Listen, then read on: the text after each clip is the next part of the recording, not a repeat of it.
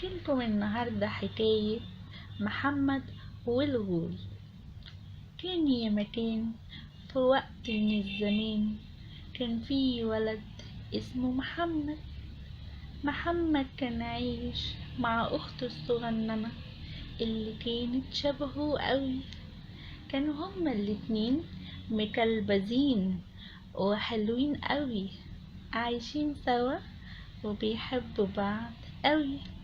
وكان محمد يا أطفالنا صوته حلو قوي. محمد بقى صاحبنا ده كان عنده ايه؟ كان عنده 3 كلاب، مختار لكل كلب فيهم اسم بيناديه بيه. الأسماء بقى كان اسمها سوسو ورورو ونمرة. محمد كان بيربيهم في بيته ويحط ليهم الأكل والمية كل يوم. في المقابل بقى الكلاب كانت بتحرس له البيت وتحميه من كل الناس الشريرة والحيوانات التانية.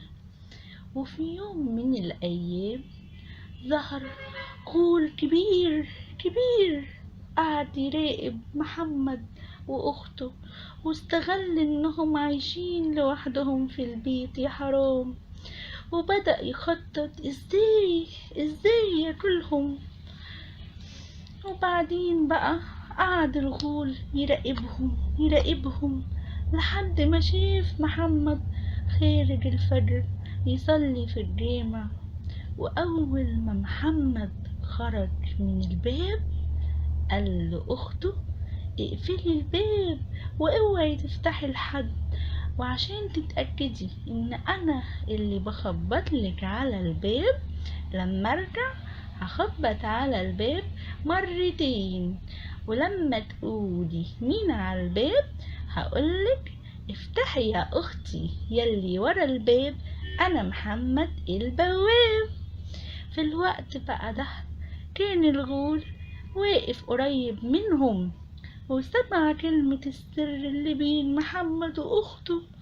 وأول لما محمد مشى بعيد شوية راح الغول بسرعة وخبط على الباب. خبط ازاي كده اهو. ردت أخت محمد مين اللي بيخبط؟ قال لها الغول بصوته الخشن الوحش افتحي يا اختي يلي ورا الباب، انا محمد البواب. البنوتة الصغيرة عرفته انه مش اخوها وان اللي بيخبط هو الغول الشرير. قالت له امشي يا غول يلي ورا الباب لحسن وقعتك هتبقى هباب. الغول غضب جدا وعرف ان اخته محمد عرفته لان صوته وحش وصوت محمد حلو قوي، فبدأ يفكر هيعمل ايه عشان يدخل لاخت محمد. وفجأة دماغه وصلت له الحل. ايه هو بقى الحل يا اطفالي؟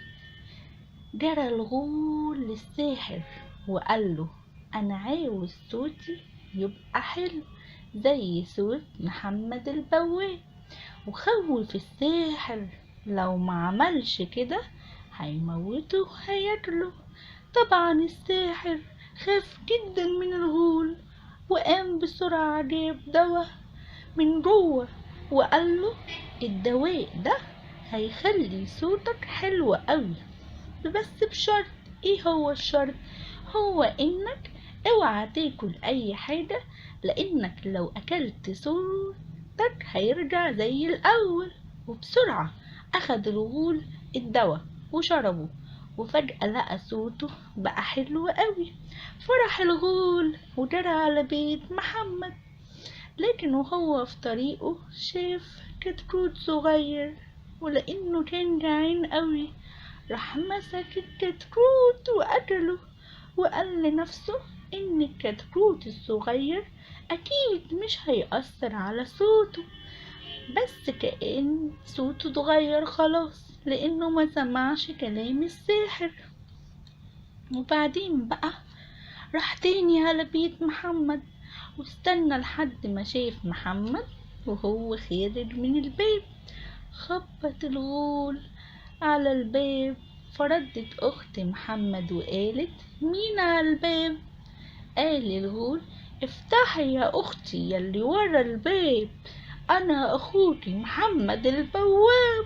ردت أخت محمد: امشي يا غول يلي ورا الباب، لأعملك كفتة وكباب.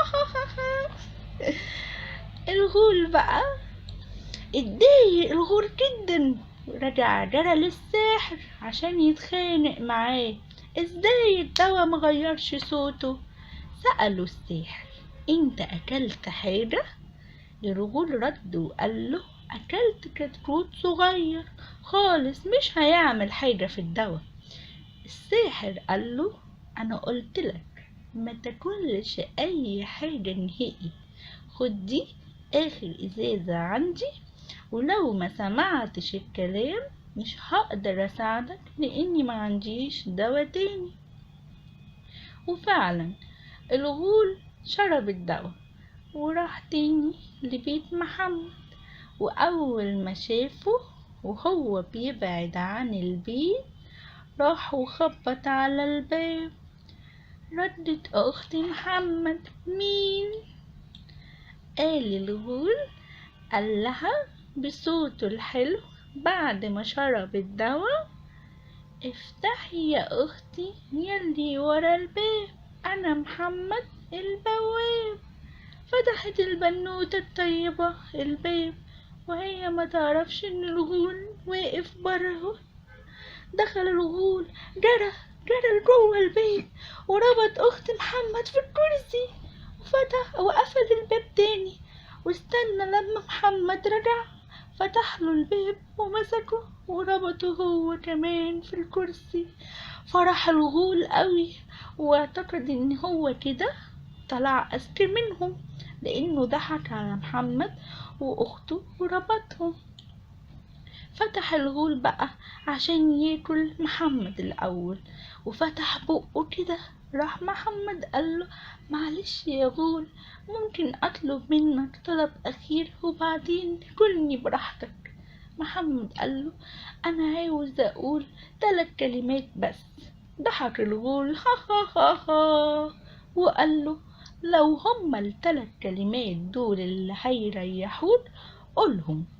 محمد بصوته العالي قال: رورو، سوسو، نمرة. وفجأة ظهروا ال3 كلاب اللي محمد كان بيربيهم، وهجموا على الغول كلهم وموتوه. وفرح محمد البواب واخته وعاشوا مبسوطين وفرحانين، وتمت الحدوتة بتبات ونبات.